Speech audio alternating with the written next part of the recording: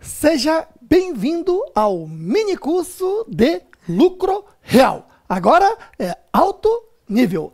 Olha só, mas não se preocupe, tá? Eu vou começar aqui do zerinho e vou te deixar lá em cima. Agora, uma recomendação inicial. Se você já é um profissional da área que atua diariamente com lucro real e quer saber só do lucro real, então você pode ir direto lá para o item 5, que é do item 5 para diante que eu trato, tá ok? Antes, porém, eu vou nivelar o público e fazer um apanhado geral de todos os regimes tributários, beleza? Então, fique aí sentadinho e acompanhe comigo do início ao fim, beleza? Bom, regimes tributários. É a primeira coisa que você precisa saber. Quais são os regimes tributários existentes no Brasil atualmente? São esses, 4 apenas.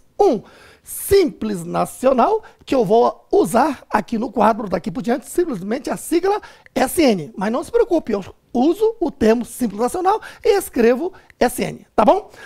2, lucro presumido, LP. 3, lucro real, LR. 4, lucro arbitrado, LA. Agora, um detalhe importante. Todo mundo viu sair o novo regulamento do imposto de renda, decreto 9580, lá no final de 2018, certinho? E aí, as pessoas me procuravam e falaram, Roberto, e Simples Nacional mudou? Peraí.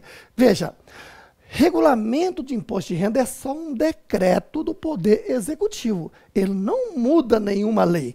O que ele faz é o seguinte, ele consolida essas várias leis existentes até o momento e que estão em vigor, né? Porque haja leis a ser pesquisada. Então, o governo faz um trabalho bacana de consolidar por meio da Receita Federal o quê? Todas as normas que estão em vigor. Tá certo aí? Bom, então, o decreto 9580 é o novo regulamento do imposto de renda que é de 2018, que revoga o antigo decreto 3.000 de 99. Aí, outra pergunta. Isso mudou o Simples Nacional? Cuidado, porque você tem que estar atento que Simples Nacional não está no regulamento do imposto de renda, é uma lei própria. Assim, ó, Simples Nacional é a Lei Complementar 123 de 2006, que começou a vigorar em julho de 2007, tá ok? E toda lei tem que ser regulamentada. Então, a última regulamentação está na resolução CGSN número 140 de 2018. Comitê Gestor do Simples Nacional. Explico tudo lá no meu curso do Simples Nacional. Beleza? Bom, agora, os demais regimes, lucro presumido, lucro real e lucro arbitrado, estão na nova lei tributária, Lei 12.973 de 2014, que entrou em vigor a partir do dia 1º de janeiro de 2018. E toda a lei tem que ser regulamentada.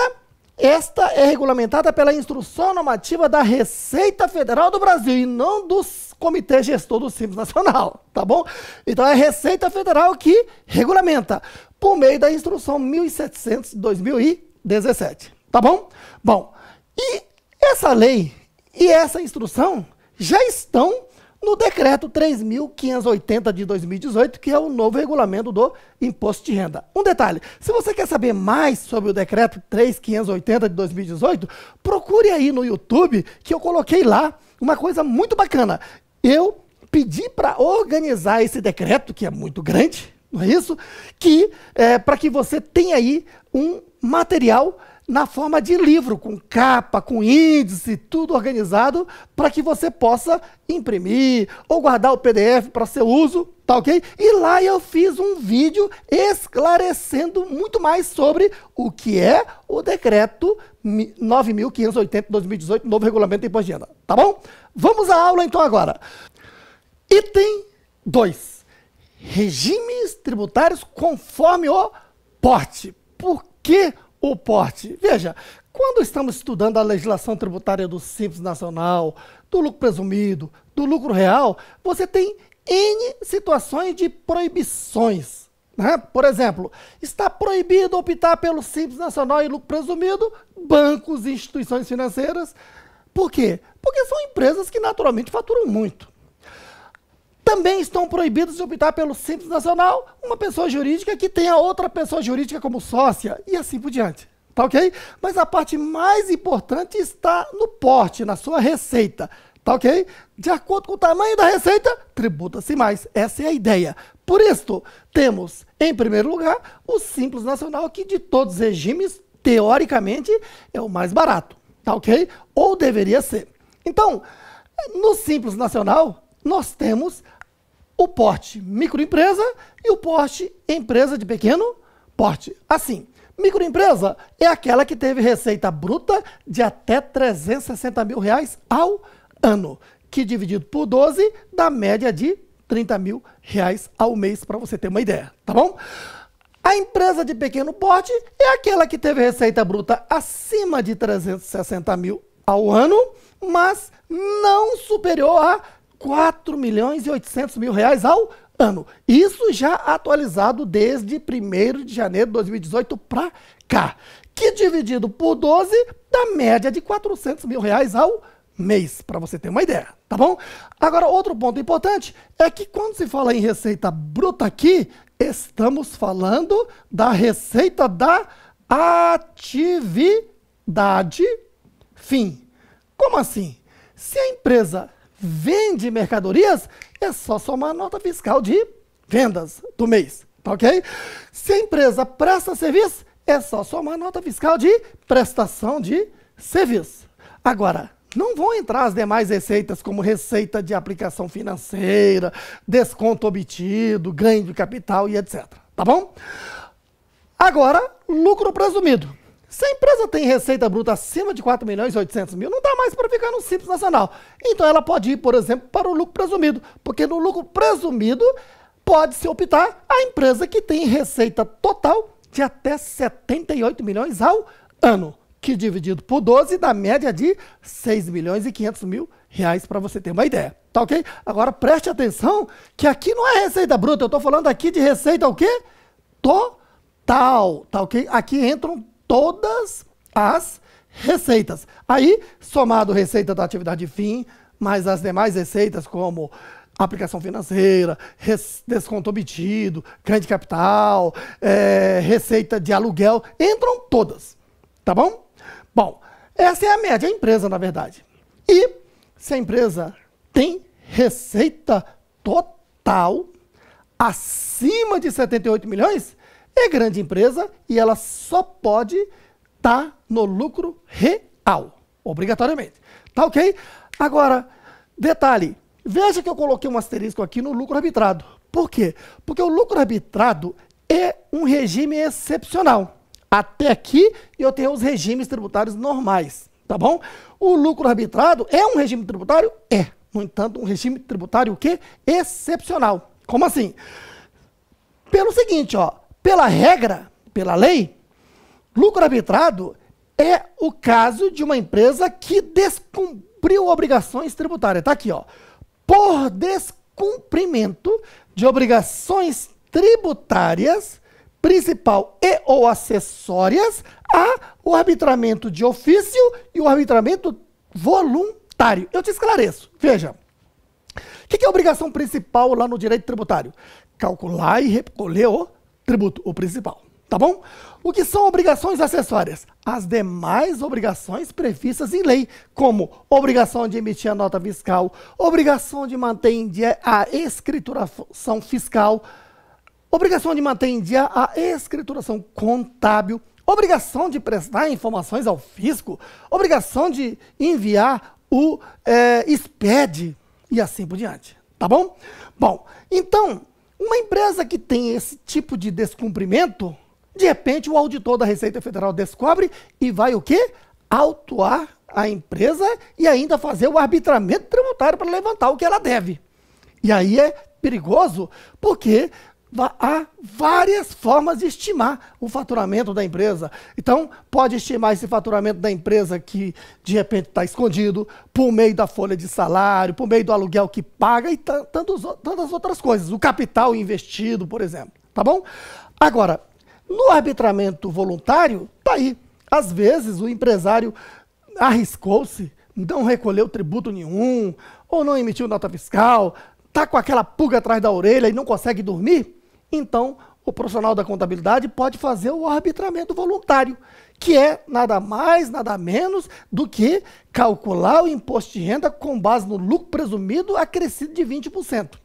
Tá bom? Bom, então você conheceu aqui o que? Regimes tributários de acordo com o porte. Agora, seguindo. Item 3. Diferença entre Simples Nacional e demais regime. Quando você está estudando legislação tributária, que seja, a primeira coisa é ter em mente a diferença entre um regime e outro. Tá ok? Então, veja, Simples Nacional é um regime que veio por determinação da nova Constituição. Tá ok? Saiu uma lei nova só depois. Antes, só existiam lucro presumido, lucro real e lucro arbitrado, que aqui eu estou chamando de demais regimes. Eu vou começar por aqui, então. Veja, nos demais regimes, lucro presumido, lucro real e lucro arbitrado, funciona assim. A apuração e recolhimento é individualizado. Significa dizer que você tem que calcular e recolher tributo por tributo. Assim, eu pego a lei do imposto de renda da pessoa jurídica, apuro o imposto de renda da pessoa jurídica, preencho uma guia e recolho. Tributo federal eu recolho por meio do DARF, Documento de Arrecadação Federal. Tá ok? Agora eu vou pegar a lei da contribuição social sobre o lucro, apuro essa contribuição, preencho o DARF e recolho. Outra guia, individualizadamente também. Tá ok? Faço o mesmo com a COFINS, PIS, contribuição previdenciária patronal, que se recolhe por meio da guia da Previdência Social. Se a empresa é indústria, tem que calcular e recolher o IPI num outro DARF, individualizadamente também, separado dos demais tributos, tá ok? Se a empresa é contribuinte do ICMS, tem que pegar a lei do ICMS, apurar e recolher numa outra guia, que é o DAR, Documento de Arrecadação Estadual. Cada estado tem uma guia, um modelo, tá bom? Se a empresa é contribuinte do ISS, tem que apurar e recolher numa outra guia o DAR municipal, Documento de Arrecadação Municipal. Cada município tem um modelo próprio, certinho? Então você está vendo a burocracia que é, além de ser caro, tá bom? Agora imagine, a microempresa, a pequena empresa, está num regime como esse, como estava lá no passado. Aí os constituintes fizeram o seguinte, colocaram na Constituição de que o Brasil precisa criar uma lei que diferencie a microempresa e a empresa de pequeno porte. E aí surgiu a lei do Simples Nacional, que fez o seguinte, se aquele sistema é burocrático, então vamos simplificar. E aí está aqui, ó, apuração e recolhimento unificado. Isso quer dizer que eu recolho um só tributo e de repente já estou recolhendo até 8 tributos de uma só vez. Assim, ó, olha que legal. No final do mês de janeiro, eu faço a apuração. Apurar é calcular, tá ok? Do imposto unificado. Vou recolher tudo isso de uma só vez. Assim, pego a receita bruta do mês, receita da atividade fim, aplico a alíquota efetiva, que vai de 4% e vai subindo, pode passar dos 20%, de acordo com o faturamento, tá bom? Encontrei os tributos unificados, um só tributo, tá bom? Aí eu preencho o DAS, Documento de Arrecadação Simplificada. Não é DARF, tá bom? Tem o CNPJ e o valor. Leva ao banco e recolhe até o dia 20 do mês seguinte, que é a data do vencimento. O banco arrecada e repassa ao Tesouro Nacional, que é o caixa do governo. O Tesouro Nacional tem que aplicar a Lei Complementar 123 e fazer a partilha. E dizer que desse bolo, desse valor que a empresa recolheu, uma parte é imposto de renda da pessoa jurídica, outra parte contribuição social sobre lucro, COFINS, PIS, contribuição previdenciária patronal, IPI, ICMS e ISS. Tá ok? De forma que o Tesouro Nacional tem um prazo para repassar, por exemplo, o ISS ao município.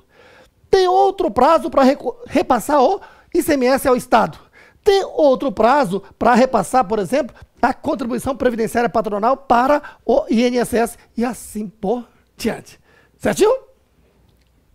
Seguindo, olha só, o que eu vou tratar aqui, guarde para sempre. Será muito útil no seu dia profissional. Veja, 4. Evolução histórica dos regimes tributários.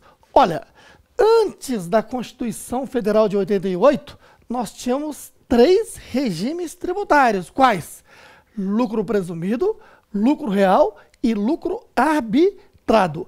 Paralelamente a isto, existia uma lei, a chamada Lei Figueiredo, que era da microempresa, mas era aquela história de a microempresa, por ser pequenininha, ali, por volta de 1985 para cá, passou a ser isenta do imposto de renda e do PIS. Era só isso, tá ok? Mas não era um regime tributário, foi um benefício dado à parte, tá ok? Os regimes eram estes aqui, tá bom? Bom, e aí a história é o seguinte, é que esses regimes, como você já viu, que são regimes o quê? Burocráticos, né? Caros, e a pequena empresa, microempresa, tinha aquela história de vai parar para ficar calculando e recolhendo tributo ou vai ter que trabalhar. E aí, com isso, havia uma desobediência civil muito grande. Empresas que não cumpriam porque não tinham condições de cumprir. As normas é que estavam erradas. Então, os constituintes, na Constituição de 88, se sensibilizaram com as pequenas empresas, porque elas existem e geram emprego, né, são importantes na economia. E aí, disse o seguinte, lá no artigo 170, de que tem que haver um tratamento o quê? Favorecido para as empresas de pequeno porte. Quando ele diz empresa de pequeno porte aqui, ele está dizendo empresa de pequeno porte para baixo. Tá certo? Bom, e foi colocado aqui o artigo 179, aí sim, aqui está completo, olha só. A União, os estados, o Distrito Federal e os municípios dispensarão às microempresas e às empresas de pequeno porte tratamento jurídico diferenciado, visando a simplificação de suas obrigações administrativas, tributárias, previdenciárias e creditícias, ou eliminá-las ou reduzi-las. Assim diz a Constituição.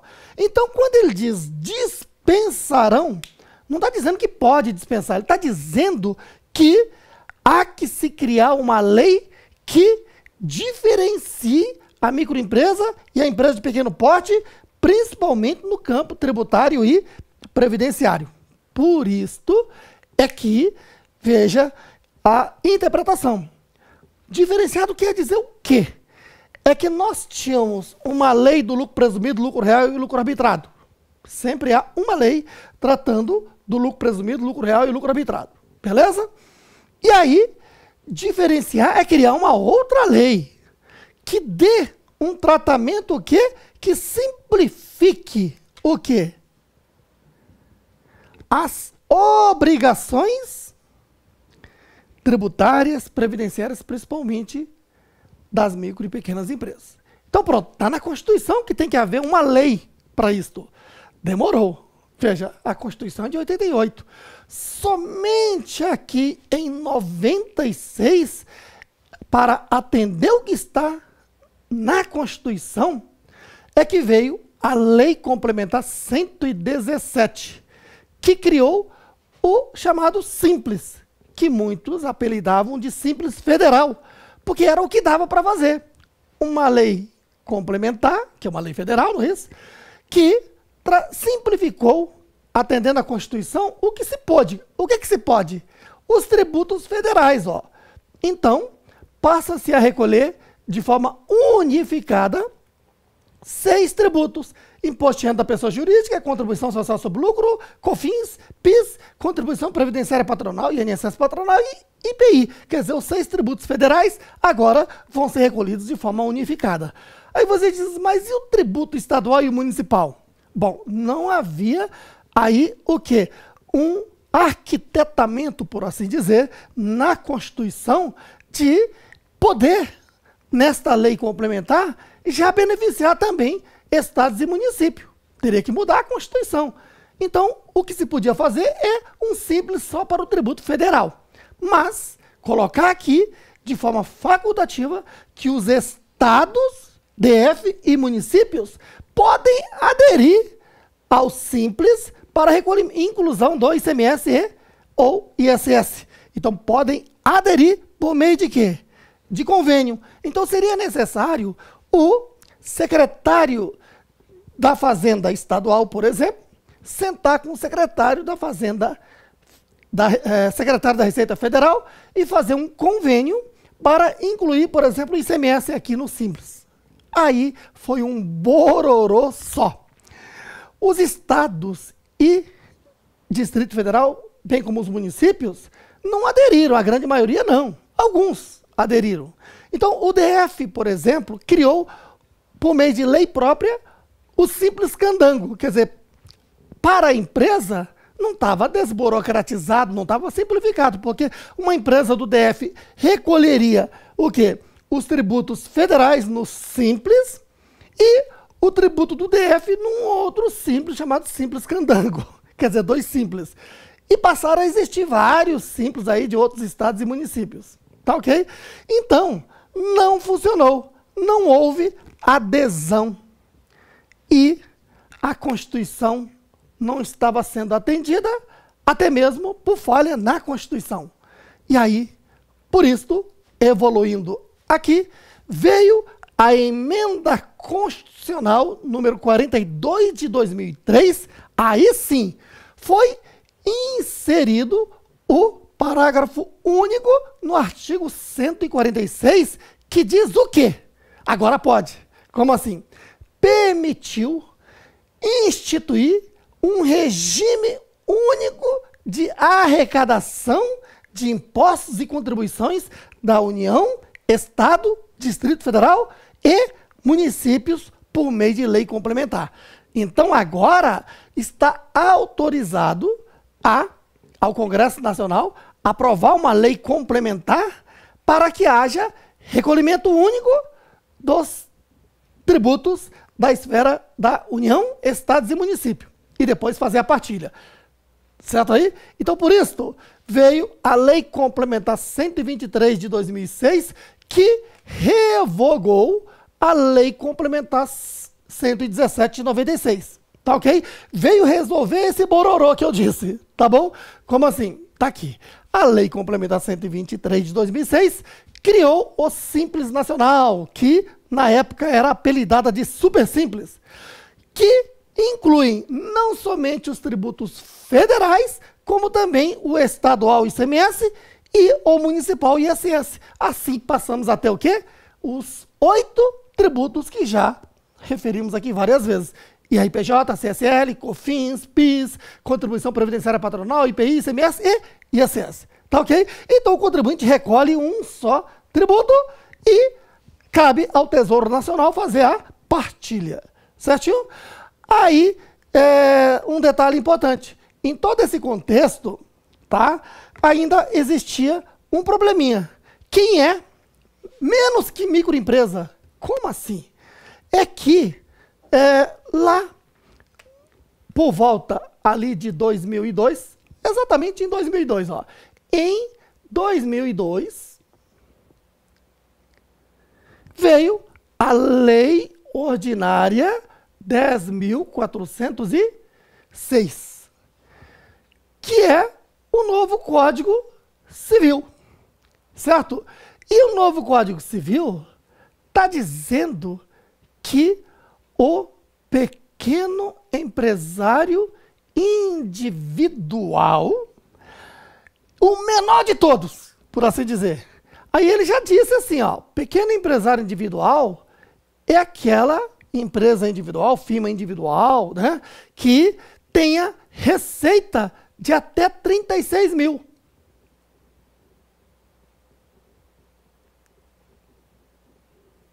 Certinho? E que ela é a única dispensada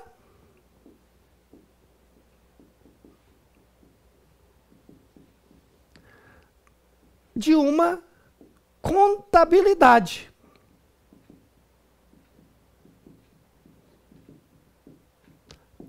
Olha aqui que eu disse. Veja, que para o Código Civil, toda empresa tem que ter contabilidade no diário, exceto o pequeno empresário individual previsto lá no artigo 966, 970, tá ok? Do Código Civil, tá? Aquela que fatura até 36 mil está dispensada de uma contabilidade. Claro que isso aqui foi regulamentado. Como? Tá? O PEI, esse pequeno empresário individual aqui, previsto no Código Civil, tá? Foi contemplado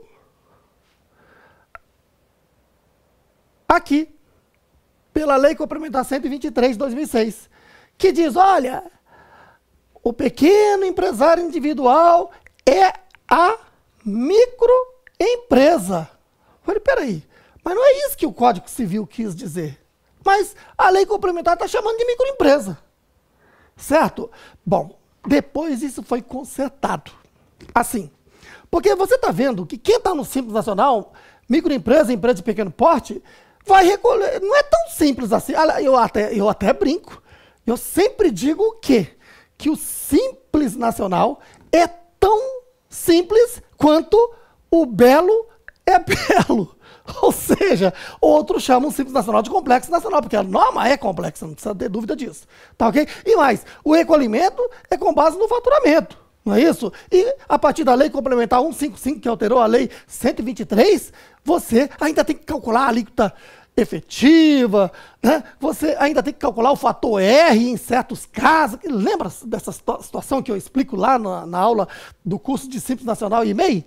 Muito bem. Então, veja, resumindo, aí veio a Lei Complementar 128 de 2008, que agora sim melhor regulamentou o PEI, Pequeno Empresário Individual, que o Código Civil está dizendo. Tá? Ele está dizendo ó, que o PEI do Código Civil é o microempreendedor individual, que é menor que microempresa, certo? E incluiu o microempreendedor individual, tá? Caracterizado como quem fatura até R$36 mil, e nessas alturas já alterado aqueles R$36 mil para R$60 mil. E que, com a Lei Complementar 155, né, ampliou para R$81 mil. Certinho? Pronto. Então, finalizando. Ó. A Lei Complementar 128, lá de 2008, disse que o microempresário individual é o pequeno empresário individual do Código Civil, que a partir desse momento de 2008, entrando em vigor em 2009, tá, é de 60 mil. E que a partir de 2018 aumentou para 81 mil. Então, incluiu o MEI no Simples Nacional. Então, dentro do Simples Nacional tem o quê? O Simples do MEI, que se chama o quê? CIMEI. Então, cuidado. CIMEI não é um regime à parte. CIMEI está dentro do Simples Nacional. Porque essa Lei Complementar 128 de 2008, que criou o CIMEI, na verdade, só alterou dispositivos da Lei Complementar, alterou a redação da Lei Complementar 123, incluindo a figura do MEI. Por isso é que quando você está fazendo o meu curso, eu sempre digo o seguinte, quando o MEI estoura o limite da sua receita bruta, ela, né, no ano seguinte, quando ela estoura os 81 mil, em até 20%, em janeiro do ano seguinte, ela já vai automaticamente para microempresa do Simples Nacional. O que eu disse? O MEI, quando estoura no ano o limite de 81 mil hoje, em até 20%, ela continua como MEI até 31 de dezembro, mas em janeiro, no dia 1º de janeiro do ano seguinte, automaticamente ela está desenquadrada do MEI e está enquadrada automaticamente como microempresa do Simples Nacional, que está no mesmo sistema. Percebeu aí? Tá bom. Então, aqui eu finalizo o histórico de evolução das normas tributárias. Tá ok? Agora, perceba que em tudo isso aqui, a novidade foi o Simples Nacional. Porque o regime do lucro presumido, lucro real e lucro arbitrado continuam. E eu quero, a partir do item 5, tratar exclusivamente do lucro real, que aí sim também teve uma evolução histórica histórica dessa norma, onde nós temos o lucro real antes do processo de convergência para a contabilidade internacional. Houve o lucro real já no processo de convergência contábil internacional, onde a lei antiga não foi alterada e foi necessário criar um período transitório e ali criando o RTT, Regime Tributário de Transição, e posteriormente veio a Lei 12.973, que entrou em vigor lá no dia 1º de janeiro de 2015, podendo antecipar para 1º de janeiro de 2014, criando o novo regime tributário, que muitos chamam de regime tributário definitivo, certo? Então é isso que eu quero tratar, essa é a parte mais importante deste mini curso e do meu curso de lucro real e do meu curso de especialização ou especialista em lucro real, tá ok? Mas antes de tudo, venha pra cá. Olha só, nós temos o Sistema Simples Nacional, que inclui o MEI. O MEI, quando ele faz a opção, ele passa a estar aqui no Simples Nacional chamado CIMEI. Tá ok?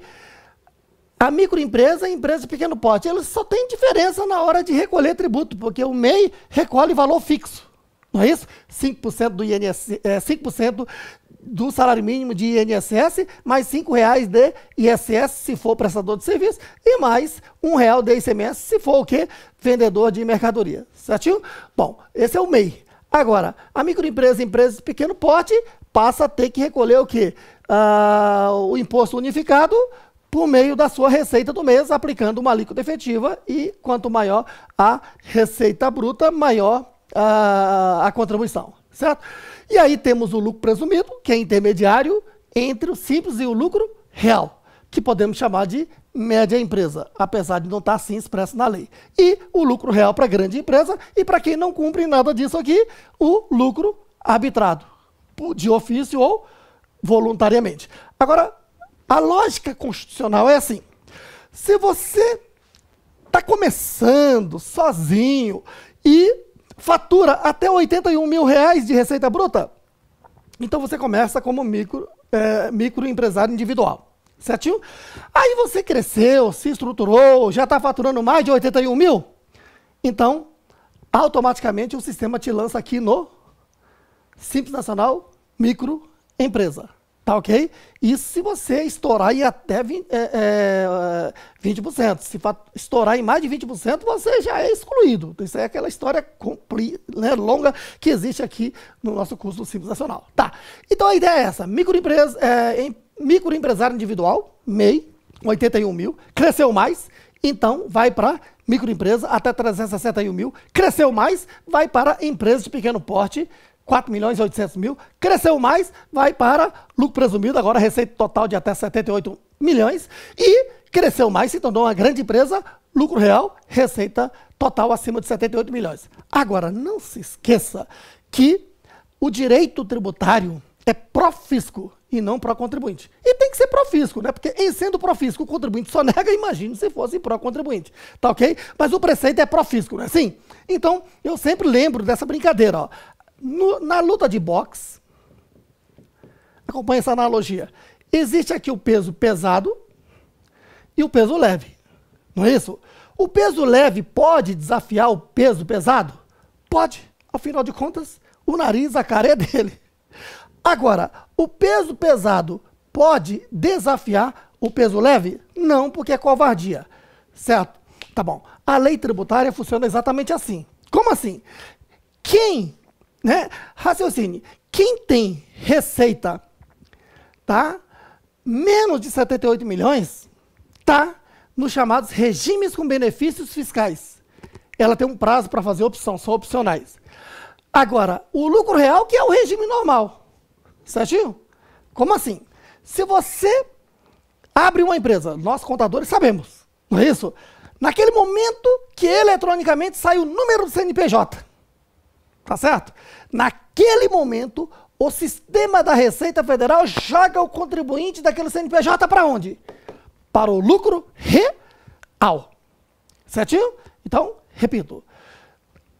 Quando abrimos uma empresa e fazemos inscrição no CNPJ, naquele momento que sai o número do CNPJ eletronicamente, o sistema da Receita Federal lança aquele contribuinte aonde? No lucro real, que é o regime normal. Aí você diz, espera aí, mas eu sou uma empresa pequenininha, eu não vou faturar nem 360 mil no ano. Falei, opa! Então, você tem benefícios fiscais. Então, faça uma declaração estimando quanto será a sua receita.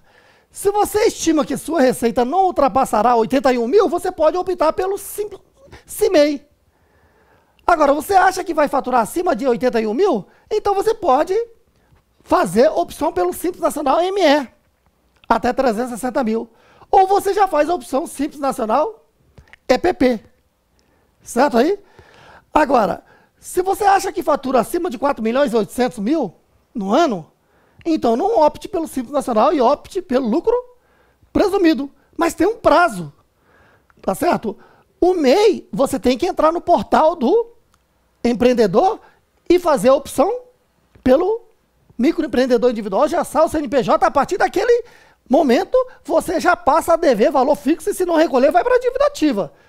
Tá ok? Se você está parado, você tem que suspender a sua inscrição no MEI, entrar lá no site, do contrário você vai ficando com a dívida ativa, porque esse valor fixo é obrigatório. É um valor barato? É, mas se você acumula e vai deixando, tá perdido. Tá ok? Agora, a empresa de pequeno porte, tá? Você vai faturando mais do que 81 mil, é empresa de pequeno porte. Agora, o raciocínio é o seguinte, ó. Simples Nacional ME e EPP tem um prazo para optar. Qual é? Você constituiu a empresa na junta comercial, aí tem aquele deferimento da inscrição federal no CNPJ, inscrição estadual no ICMS e inscrição municipal no ISS. Tá certo? Inscrição estadual no ICMS e inscrição municipal no ISS depende da atividade. Então, o que diz a lei do Simples Nacional, a lei complementar 123? Diz que se a sua empresa, no processo de sua abertura, né, teve o último deferimento é a inscrição estadual ou inscrição municipal. Tá ok? Então, vamos lá que a sua empresa, exemplo, sua empresa presta serviço e comercializa produto de informática. Pronto, você comercializa, é contribuinte do ICMS. Você presta serviço, é contribuinte do ISS. Então pronto, na junta comercial sai a inscrição no CNPJ, tá ok?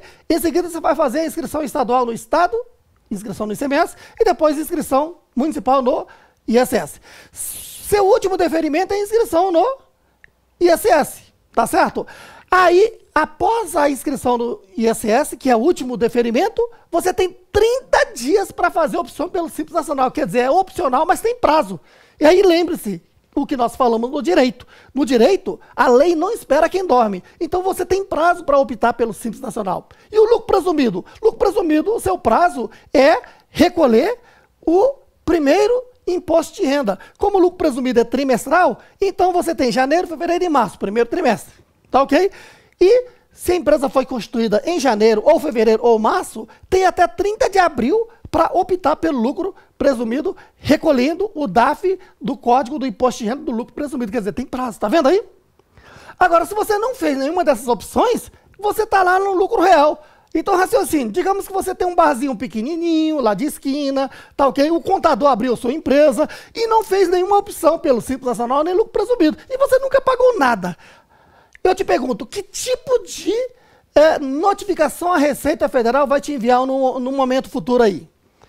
Ele vai te notificar dizendo, né, contribuinte, você tem CNPJ. E até agora você não recolheu nada. Pronto, eu vou te dar um prazo para você prestar conta fazendo a sua declaração pelo lucro real, que hoje é a ECF. Você tem que entregar a ECF dos últimos 5 anos, tá certo? Que é o período prescricional. E a ECD, porque quem está no lucro real tem que apresentar o SPED contábil. E se você não apresenta nesse prazo tempestivo, vai receber um arbitramento tributário. Aí você diz, mas eu sou um barzinho, pequenininho. Por que vou fazer pelo lucro real? Porque você não optou no prazo tempestivo o direito à opção pelo Simples Nacional, ou MEI, ou lucro presumido. Certo aí? Bom, para finalizar, vamos lá. Digamos que você faturou no ano anterior, tá? 80 mil reais. Quais são as possibilidades que você tem? Você pode se inscrever no CIMEI, ou no Simples Nacional ME, ou no Simples Nacional EPP, ou no lucro presumido. Ou então, você tem um CNPJ, abriu um CNPJ que não seja CIMEI, você está no lucro real. Tá ok? Você faturou no ano anterior 300 mil. Não dá para fazer o CIMEI, mas pode optar o Simples Nacional ME, EPP ou lucro presumido, ou ficar lá no lucro real. Você faturou no ano anterior 10 milhões. Então você não pode optar pelo Simples Nacional, mas pode optar pelo lucro presumido, ou ficar no lucro real. Esse é o raciocínio. Certinho? Então não perca esse raciocínio. Pronto. Aqui eu nivelei o público. Você está nivelado com as pessoas que conhecem a legislação tributária e agora está preparado para adentrar no universo do lucro real, que é o próximo item.